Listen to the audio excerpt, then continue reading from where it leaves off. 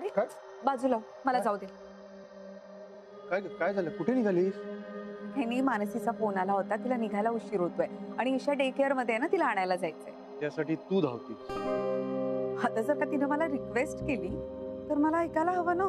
गीता, ते आपलं काम नाहीये, आपली जबाबदारी नाहीये ती.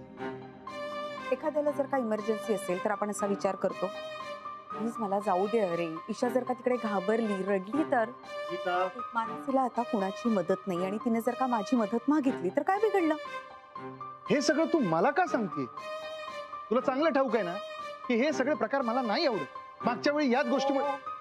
माहित आहे मला. हे आपण नंतर बोललो तर चालेल ना? आत्ता निघू मी, नाहीतर उशीर होईल मला.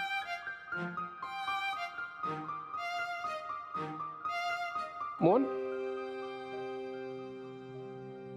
ये बस जरा, मला बोलायचं आहे तुझ्याशी. नाही ते ठीक आहे, बोल. तुला वेळ आहे ना थोडा? हो आहे, बोल ना दादा. विक्रांतनी ईशाला इथे ठेवायचा निर्णय घेतला म्हणून तू त्याच्यावर नाराज आहेस, मला माहिती. परवा विक्रांत गेला होता हॉस्पिटलमध्ये. अजूनही काही पेशंट्स त्याच्याकडनं डिलिव्हरी करून घ्यायची म्हणून हट्ट धरतात.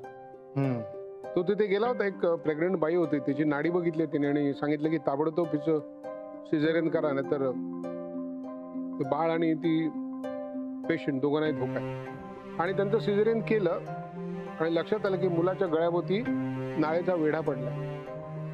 वेळेचं ऑपरेशन झालं म्हणून दोघांचे जीव वाचले. आणि हे सगळं विक्रांतमुळे घडलं. नाही ते सगळं ठीक आहे दादा, पण 1.5 वर्षापूर्वी ऑपरेशनच्या वेळी त्याचाच हात थरथरत होता. त्यावेळी सुद्धा ते 2 जीव धोक्यात आले होते. ते सुद्धा विक्रांतमुळेच ना? हो, पण झालं नाही ना तसं. हो, पण तेव्हा तिथे ताई नसती तर? हे बघ, आपण त्याला वेळोवेळी समजावत आलोय, पण त्याने ऐकलं नाही. आत्ताच्या त्याच्या या परिस्थितीला तो स्वतः जबाबदार आहे. आपण काय करणार ना?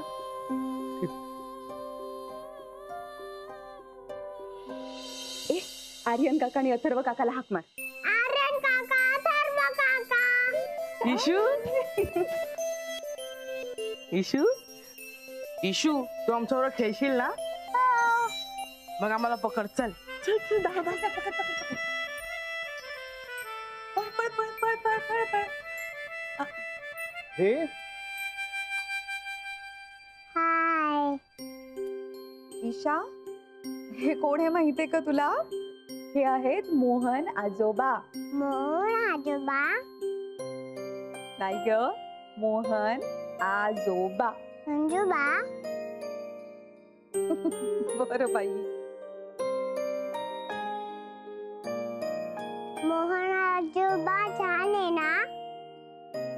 मोहन, बोल ना 2 शब्द तिच्याशी. इशू, इशू, हे काय, तू मला पकडायला आलीच नाहीस? तुम्ही आता इथेच खेळा, जाऊ नका कुठे. मी तिच्यासाठी खाऊ घेऊन येते.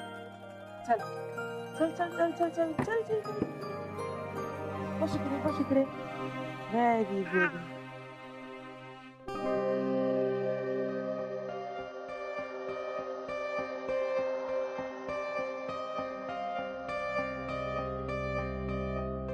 इशू, आता मधलं बोट ओळखायचं. हा, डोळे बंद कर आता. ओळख. हया, बरोबर. परत एकदा. डोळे बंद कर. तुला बेसनाचा लाडू आवडतो ना? बघ, हे खाऊन बघ, आवडतंय का? हा करा.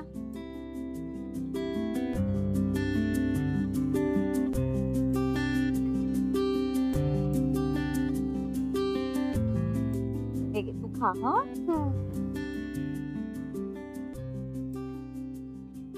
हे घे मोहन आजोबा लाडू. तुम्हाला आवडत नाही लाडू? घ्या ना प्लीज.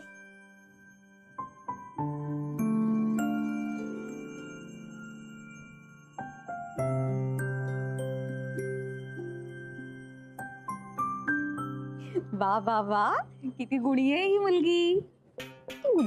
आली का टावळी? माझं नाव ईशा आहे. हो का? ईशा लई हुशार आहे बेबी ईशा.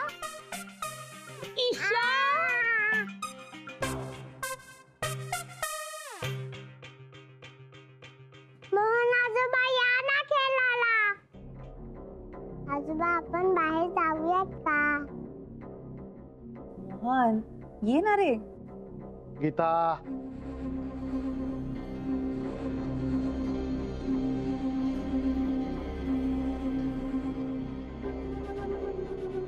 खाल्ला का लाडू बेबी ईशा? काय झालं? गो बाळ माझं भूकलं का तुला? ओके ओके ओके तू लाडू खा. हा ओके हा लाडू खा. काय झालं बाळा? काय झालं रडायला? ये इकडे. अब्बा रडायचं नाही हा. Good girl. चल.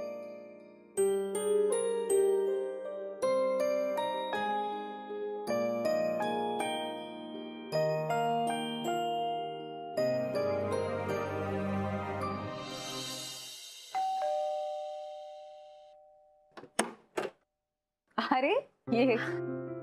थँक्यू सो मच गीता काकी आणि सॉरी त्रास दिल्याबद्दल. अगं काय आहे, एवढं काय त्यात होतच. कुठे आहे ईशा? मी निघते लगेच. अगं थांब थांब थांब, तिच्यासाठी मऊ भात टाकलाय, भरवून घेऊन जा. काकी अहो मी टॅक्सीवाल्याला बाहेर थांबायला लावलंय. अगं मग थांबेल ना अजून 5 मिनिटं. आपण भरवल्याशिवाय जायचं नाही हा इकडनं. बर. कुठे आहे पण ईशा? त्रास दिला नाही ना तिने? हे ग मुलांबरोबर इतकी खेळली आहे ना ती, आणि अर्ध्या तासापासून विक्रांतच्या रूम मध्ये बसली. ओ मी तिला घेऊन येते काकी. तुम्ही तोपर्यंत डबा पॅक कराल, मी वाटेत भरवते तिला. चालेल जा.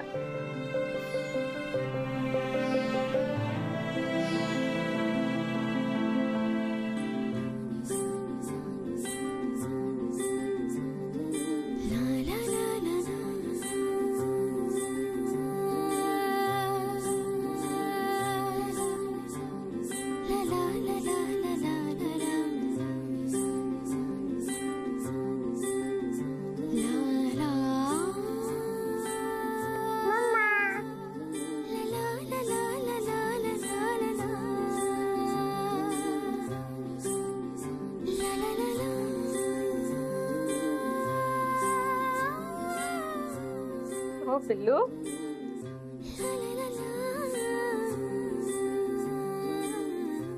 मम्मा तू कुठे होती? बेटा मम्माला आज हॉस्पिटल मधून येताना उशीर होणार होता ना, म्हणून तिने गीता आजीला तुला पिकअप करायला सांगितलं. Okay mamma.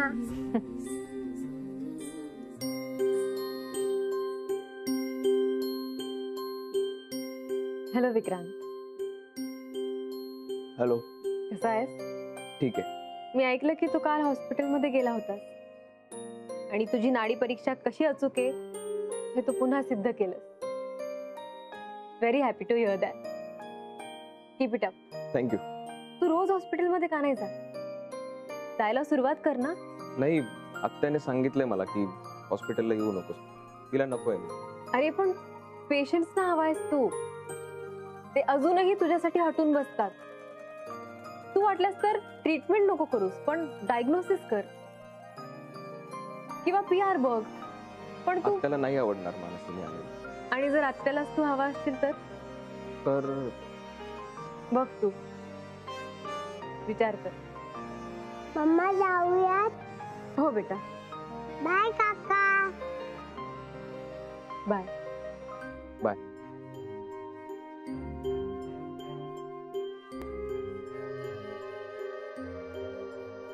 गीता काकी निघालो आम्ही. आले. भरवल्याशिवाय तिला झोपू देऊ नकोस हा. खूप दंगा घातलाय तिने. हो हो नक्की. ऐक ना, मी काय म्हणते, सुट्टी आहे तोवर मी तिला रोज इथे घेऊन येऊ का? माझ्याकडे वेळ असतो, त्यापेक्षा तू सोड ना तिला इकडे. गीता, अरे सुट्टी पुरतं फक्त. मुलांना खूप मजा येते अगं तिच्या बरोबर खेळायला, आणि तिला सुद्धा. रोज रोज हे कशाला करायला हवं? मुलांना सवय लागेल. काका तुमचा राग अजून गेलेला दिसत नाही. का जाईल राग माझा? असं काय वेगळं घडलंय ज्यासाठी मी राग माझा विसरू? जाऊ दे मानस. त्याला नाही आवडत आणि त्याने एकदा काही ठरवलं की तो बदलत नाही. पण काका तुम्ही प्लीज तुमचा राग ईशावर नका ठेवू. मी कोणावर रागवायचं आणि कोणावर प्रेम करायचं हे कुणीही मला समजवायची गरज नाही. ते माझं मला कळतं. जी गोष्ट मला नाही पटली ती नाही पटली. ती मी पटवून घेण्यासाठी माझ्यावर जबरदस्ती का? काका प्लीज. मला समजवण्याचा प्रयत्न कुणीही करू नये. कुणीही. या मुलीचे सगळे लाड तुम्हाला करायचे तुम्ही करा, पण तेच लाड मी करावे असा आग्रह कोणीही मला करू नये आणि माझ्याकडून ते जमणार पण नाही. त्या मुलीचा माझा काही संबंध नाही, माझं काही नातं नाही. तिच्यावर खोटं खोटं प्रेम करणं मला शक्य नाही. खरी काका. ठीक आहे काकी, येते मी. मम्मा जायचं? हो बेटा, आता निघतोच आहे आपण.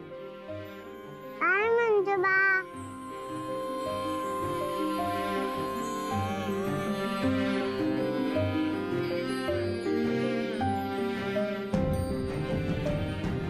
बाय.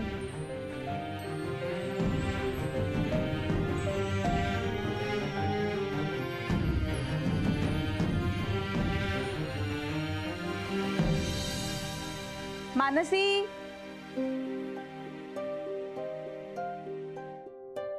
ये. हे काय, ईशाला नाही जेवायचं? ती नाही आली? अगं ती झोपली, मी तिला वाटेतच भात भरवला. ओके, ये बस, मी थांबले तुझ्यासाठी. नाही नको सई, मला जेवावंसं नाही वाटत. ए असं काय ग, एक घास खा, वाटेल तुला जेवावंसं. बस बस. आणि तुला माहितीये का, मी तुझ्या बरोबर जेवणासाठी थांबलीये म्हणून आजी आजोबा जेवून झोपलेत. बस. भाजी घे.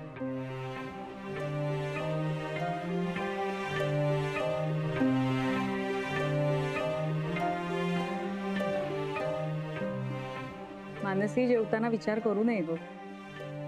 शांतपणे जेव. मूड नाहीये ग. का ग, काय झालं? काही नाही, आम्ही तिथे दळवींकडे गेलो होतो आणि तिथे जरा. काय झालं का? अगं ते मोहन काका आहेत ना, ते ईशाला बघून खूप चिडले, खूप लागेल असं बोलले. मी या मुलीवर खोटं खोटं प्रेम करू शकणार नाही असं म्हणाले. पण असं का म्हणाले ते? ईशा सारख्या मुलीवर खोटं खोटं प्रेम करायची वेळ कशाला येईल? तुला काहीच माहित नाही असंही. पण तुझं बरोबर आहे. आपल्या मुलीला जर कोणी असं काही बोललं तर कुठल्याही आईला राग येईलच. मी ईशाची आई नाही असंही. काय? माझी बहीण मोनिका ईशाची आई आहे. हो, म्हणजे विक्रांत तिचे नाही, विक्रांत तिचे वडील नाहीये. म्हणजे मोनिकाचा नवरा विक्रांत हा ईशाचा बाबा नाहीये. पण मग ईशाचे बाबा कोण आहेत? ते आजपर्यंत कोणालाच माहित नाही.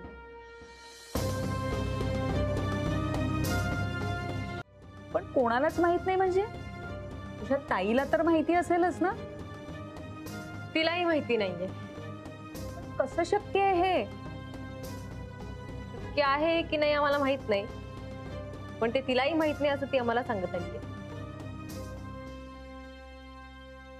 पण असं कसं ग? मला याचा अर्थच लागत नाहीये. जाऊ दे सई, तू नको विचार करू. मला तर काही सुधरतच नाहीये. म्हणजे असं असेल का की तिला कोणी आधी बॉयफ्रेंड होता का? त्याने तिला फसवलं? नाही, पण मग ती तुम्हाला का नाही सांगणार? हे सगळं लग्नाआधी. ताईची लाईफस्टाईल खूप वेगळी होती. ती एका इव्हेंट मॅनेजमेंट कंपनीत नोकरी करत होती. त्यामुळे कुठे कुठे फिरणं, कॉन्फरन्सेस, लेट नाईट पार्टीज. तू या घरावर आणि आजी आजोबांवर जाऊ नकोस. ताई खूप वेगळी होती नेहमीच. तरी सुद्धा तुझ्या ताईला ईशाचे बाबा कोण हे माहित नाही, हे पटणं जरा जड आहे. पचायला हे जडच आहे, पण ती आम्हाला तेच सांगते. लग्नाआधी ती प्रेग्नेंट होती हे तिला माहित नव्हतं असं ती आम्हाला इतके दिवस सांगत होती, पण नंतर तेही खोटं ठरलं. हे सगळं खूप खूप कॉम्प्लिकेटेड आहे. जाऊ दे, तू नको विचार करूस. मानसी, हे सगळं खरंच खरं आहे? हे सगळं खरंच खरंय. तुला सांगू मला काय वाटतंय, ईशाचे बाबा कोण हे तिला माहिती नाही असं जर तुझी ताई म्हणत असेल ना, तर ती खोटं बोलतीये. म्हणजे मला असं वाटतंय की हे जर खरं असेल तर मग हे वैद्यकशास्त्राला मोठंच आव्हान नाही का?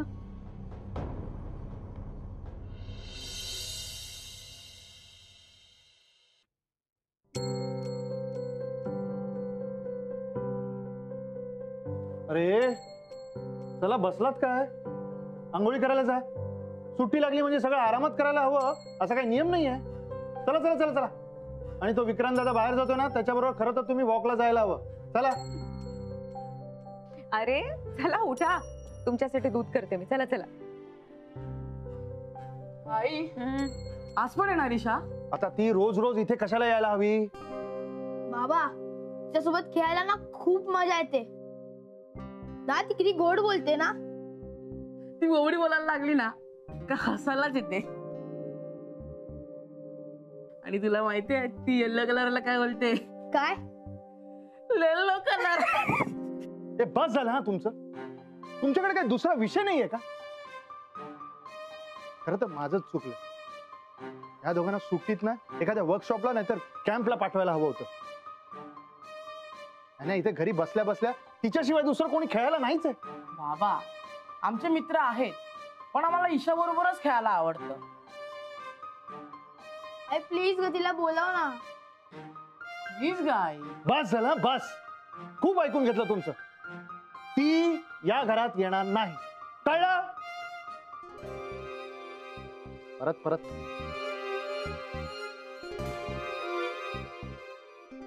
काय रे मोहन, सकाळी सकाळी कशाला ओरडतोयस त्यांच्यावर? मग तुम्ही सगळे वागतायच तसे. आणि तुझी सुद्धा फूस आहे गीता त्याला. ते कशाला कौतुक करतेस तिचं?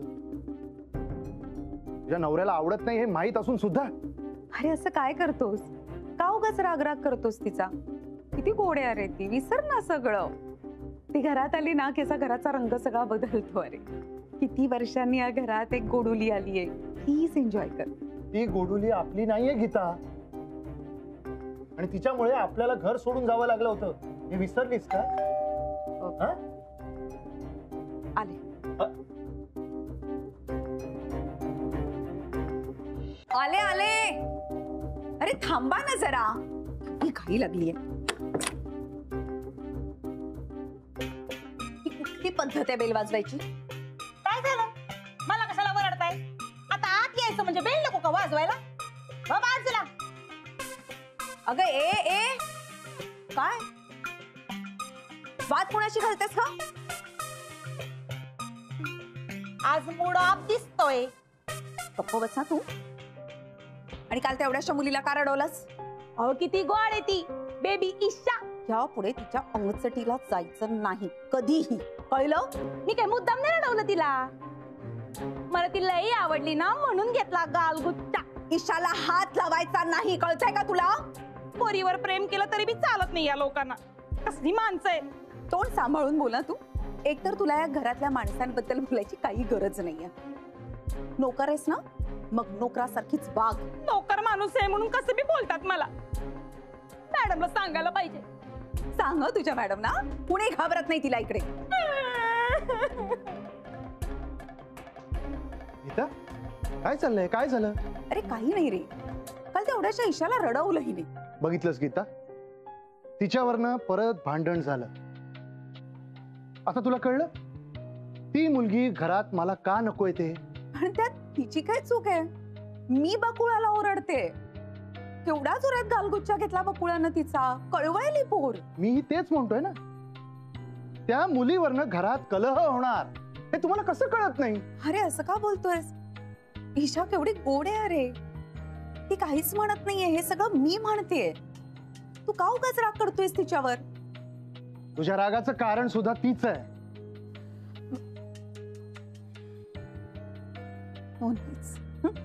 आता उगाच आपल्यात वाद नको.